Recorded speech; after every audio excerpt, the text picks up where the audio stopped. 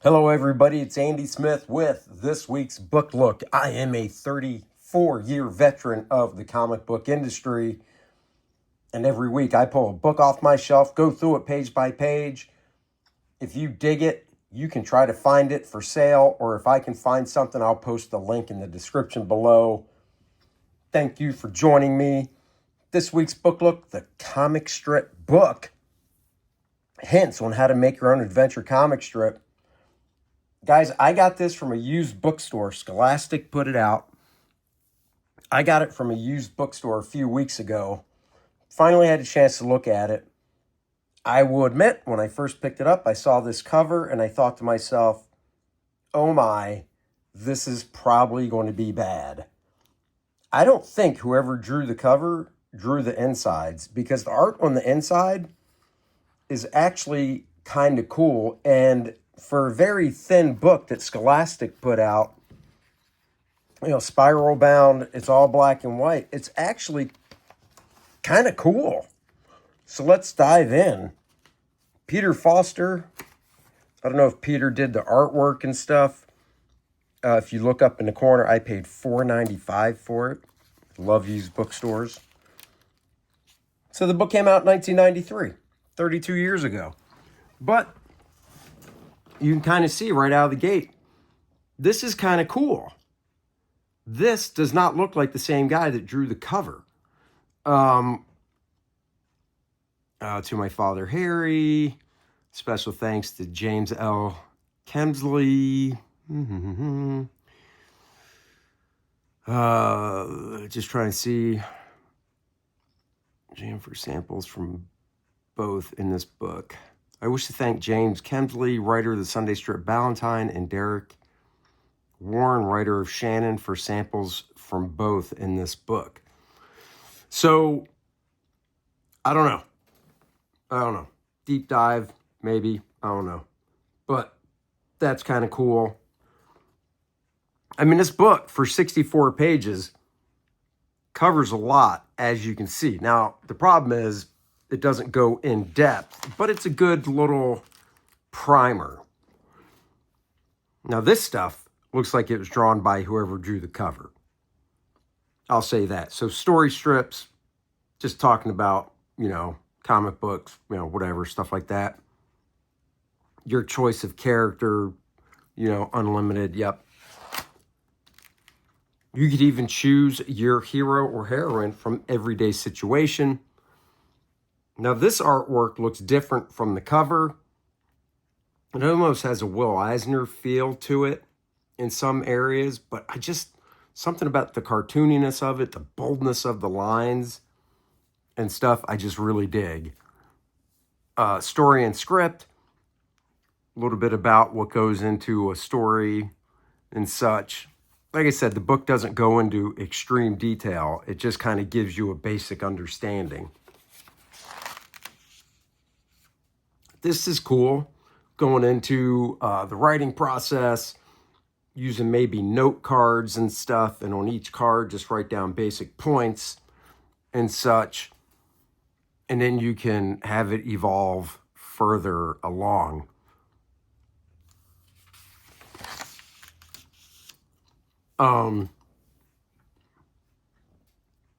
Talking about the roughs, every page starts with a rough. This is fine for a rough. Talking about the different types of balloons, dialogue, caption, thought balloon and stuff. Layout and penciling, printed size, 1.5 times up. That's what the size comics are drawn today. And then back in old days, they were, like Golden Age into the 60s, they were drawn twice up, really large. But then you get something like this, just talking about page layout and, making it readable. So here, obviously, here, you come down to this panel, this panel, this panel, this panel. Same, this one's easy to read. This one is easy to read because panel 1 and then down, and this one same. First panel, second panel, over, and then down. But this one, for instance, is not good. And we've all seen stuff like this in comics where artists will draw arrows and stuff. You shouldn't need to do that. You can make a page layout like this work by, like, say, overlap this panel into this one and then this one into this one. And because they overlap, you'll know you read them. And then you can actually overlap this one into this one and have a wider gutter here. There's ways to make this work, but with gutters like this, forget it. I would not do that.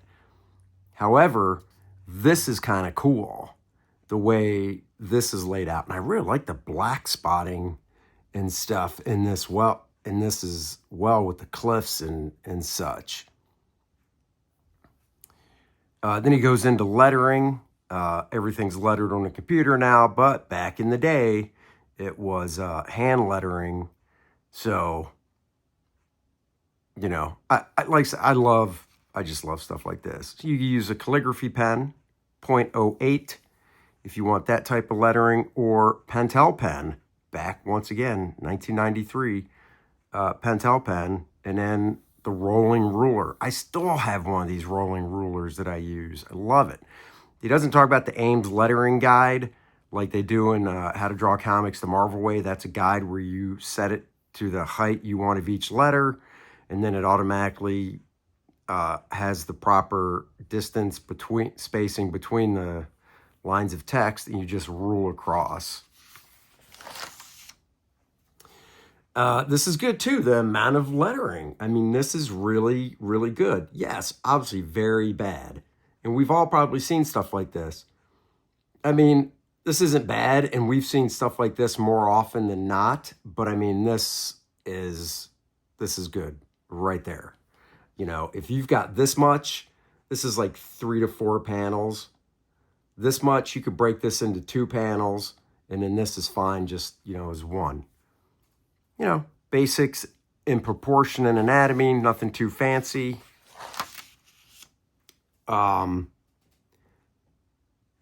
This looks like it was drawn by the person doing these drawings in the book. It's just, and you can tell kind of by the faces and stuff like that. It's just that whoever did these drawings, the inking they do, I think brings a cool style to it. But these are pencils. And the funny thing is, in 1993, these would probably be considered loose pencils, but 60s, 70s, 80s, these are tight pencils.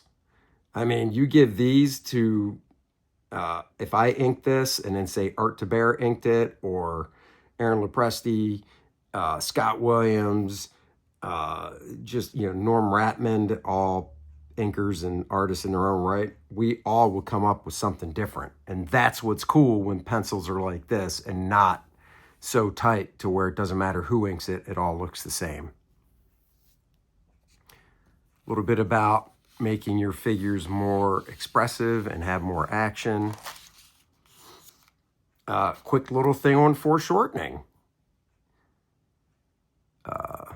Facial expressions. I love just these body postures too. These are great.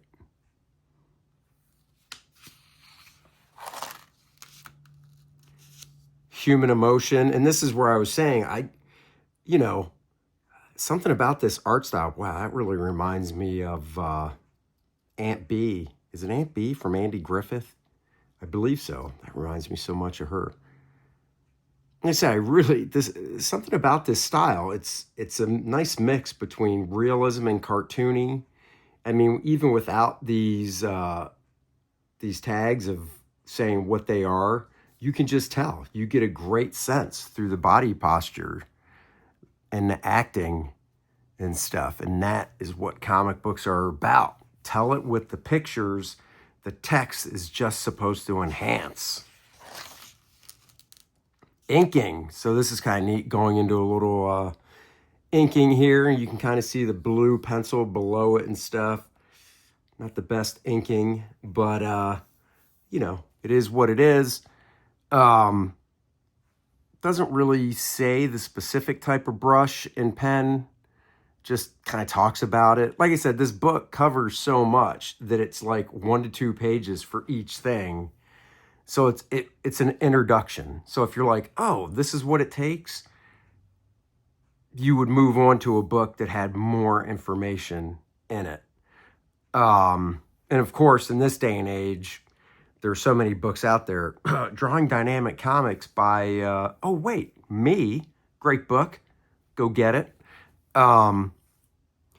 This is more for, if you really like what you're seeing here, you can probably hunt this book down and find it. Like I said, I got it for $5. I thought it was worth $5. And I didn't even really flip through it much before I bought it because I wanted to be surprised. So just talking about, got to clean up mistakes.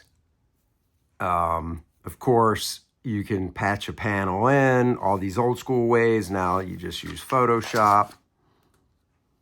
This is cool.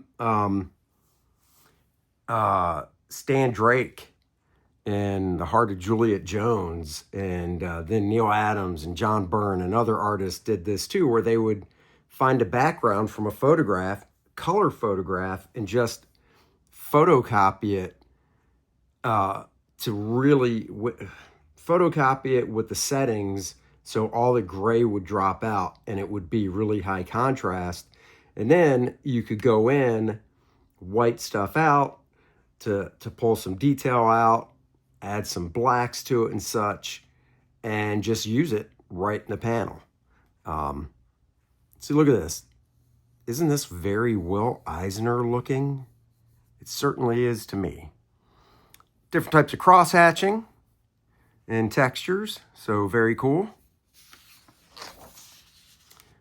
Camera angles, nice.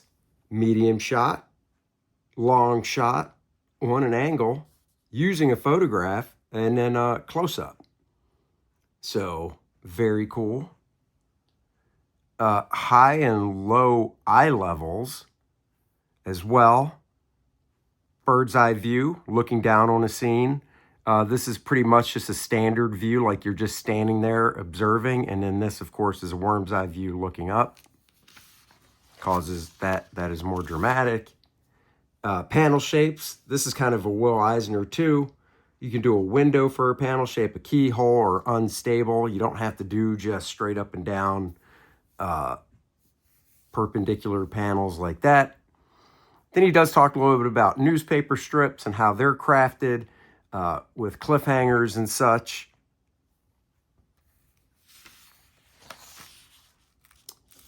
This is one of the strips, Ballantine. Well, here we go. I've never heard the strip Ballantine, but it's drawn by Peter Foster, the guy that wrote this book. So it does appear Peter Foster did all the artwork in this book, which makes sense. And it's just so weird because the cover, to me, the artwork on the cover doesn't really reflect what's inside the book. So, oh well. Let's see. The human eye easily tires of too much detail, but is bored with not enough. A lot of detail, which is funny because I look at that. I really don't think that's a lot of detail compared to certain artists and stuff. To me, that's, if you're drawing an establishing shot, outside shot of a house like this, that seems about right.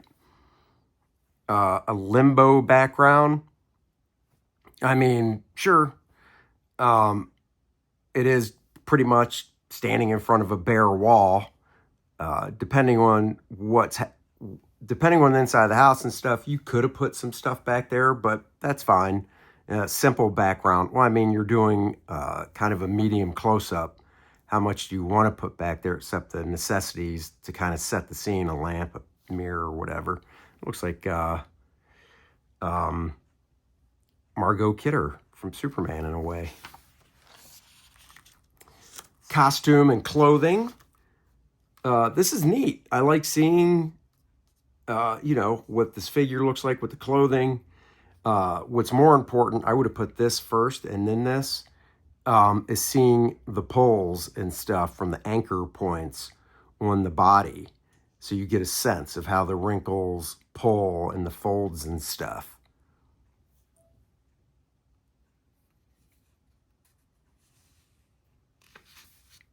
Nice little thing about drawing hats and how they sit on a head.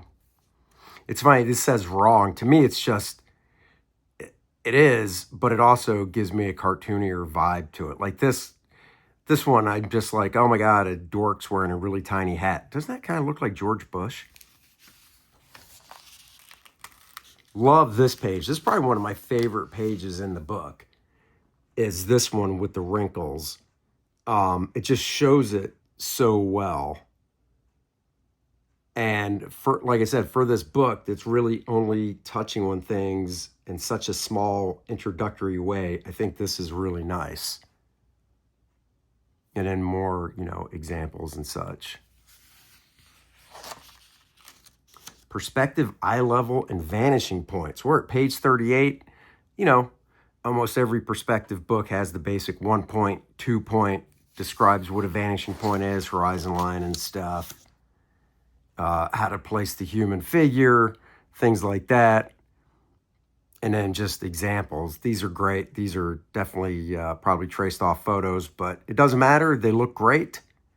And this was 30 years ago, before SketchUp and 3D model programs, and these look fantastic. Doesn't matter if you trace them off photos or not.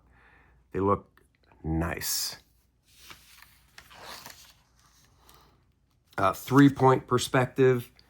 Very nice. Love the shadows there. Gives a nice explanation of it. What drawing book about comics doesn't show the basics of a car, which are just blocks, going off in perspective before you cut in, as you can see in the blue, the more subtle details, so it doesn't look just like a block.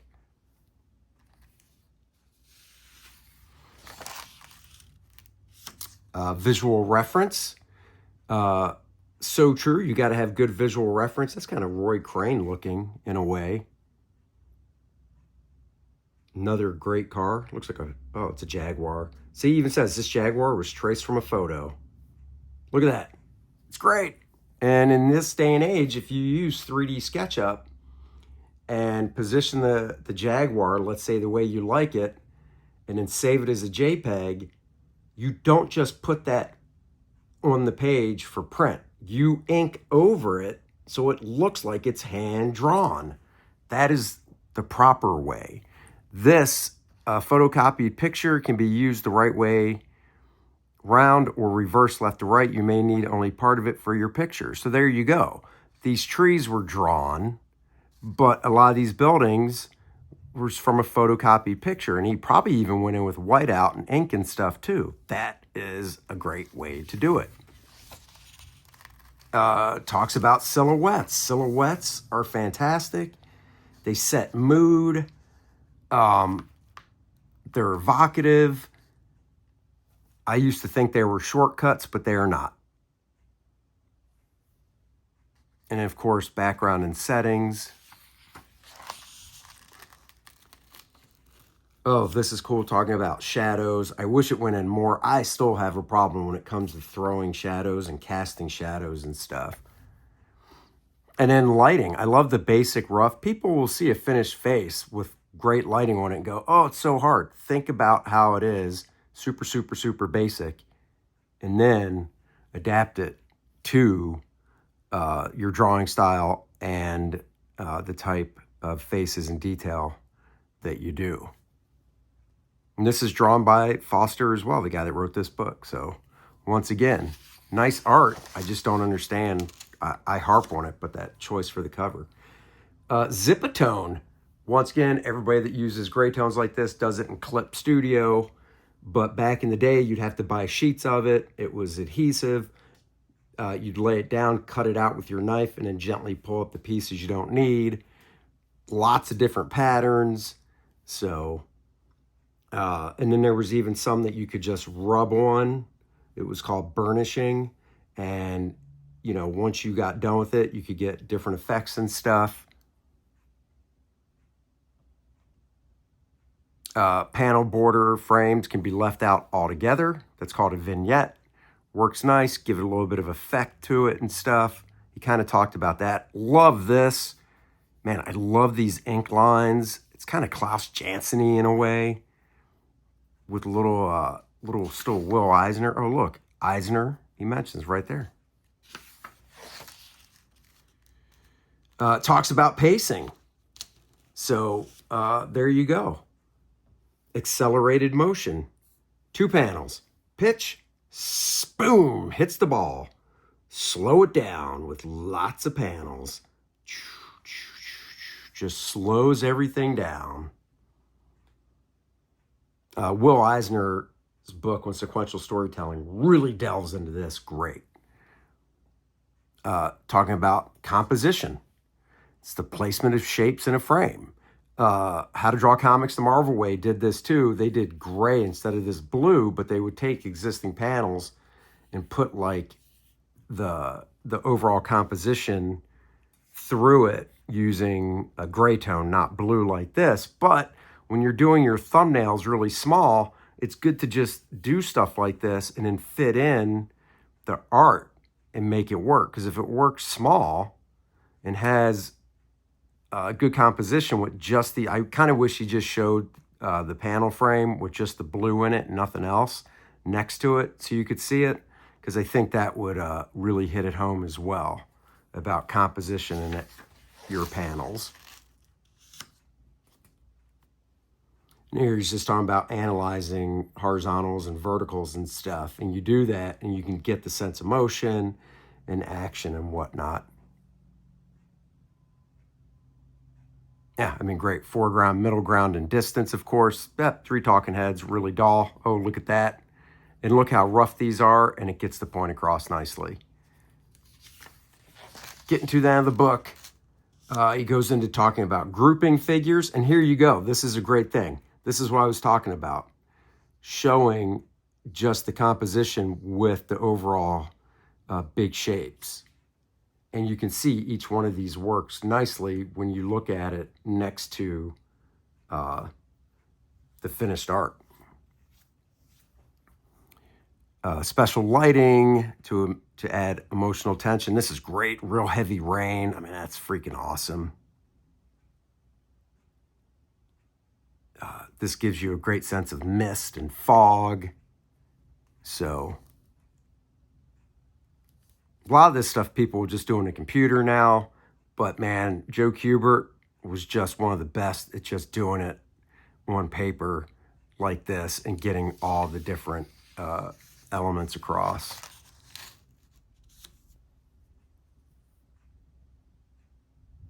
That's fantastic. The rain, explosions, it's all in black and white, and it just shows you how well it all works.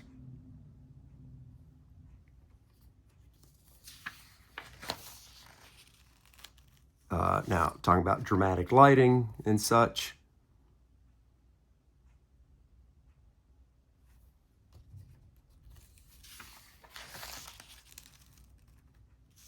Getting spookier with the lighting, kind of Bernie Wrightston there. Kind of here too, very nice.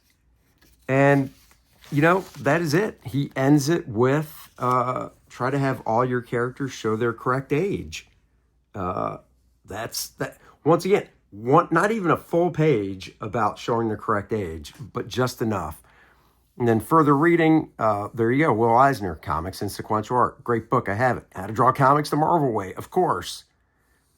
John Ryan, panel by panel.